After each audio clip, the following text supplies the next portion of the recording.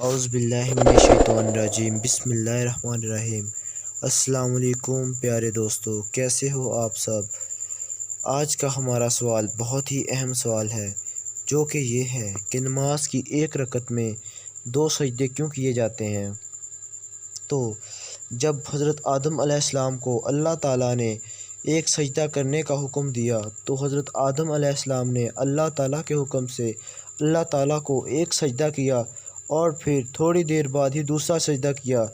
تو اللہ تعالیٰ نے پوچھا، اے آدم، آپ نے مجھے دوسرا سجدہ کیوں کیا؟ تو حضرت آدم علیہ السلام بولے، اے میرے اللہ، اے میرے پروردگار، اے تمام جہانوں کے مالک، میں نے دوسرا سجدہ آپ کی شکر گزاری کے لیے کیا ہے کہ آپ نے مجھے اپنے نیک اور صالح بندوں میں پیدا کیا ہے، اپنے پسندیدہ لوگوں میں مجھے پیدا کیا ہے، تو میں آپ کا شکریہ ادا کرنے کے لیے دوسرا سجدہ کیا ہے۔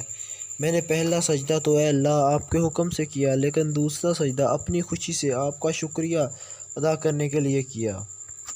تو دوستو، اس بات سے ہمیں یہ معلوم ہوتا ہے کہ اللہ تعالیٰ نے پہلے ہی ایک ہی سجدہ فرض کیا تھا، لیکن جب حضرت آدم علیہ السلام نے دوسرا سجدہ اپنی مرضی سے اللہ تعالیٰ کا شکر ادا کرنے کے لیے کیا، شکرانے کے لیے کیا، تو اللہ تعالیٰ کو یہ بات پسند آ گئی اور اللہ تعالیٰ نے حضرت آدم علیہ السلام کی یہ سنت تمام نمازوں کے اندر شامل کر دی اور فرمایا کہ ایک نماز کی رکعت میں 2 سجدے کرنا لازم ہے۔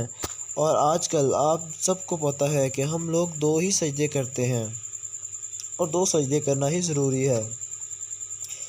دوستو، اللہ تعالیٰ کو جب کوئی بھی شخص اللہ تعالیٰ کو سجدہ کرتا ہے تو اللہ تعالیٰ اس شخص کے بہت قریب آ جاتا ہے۔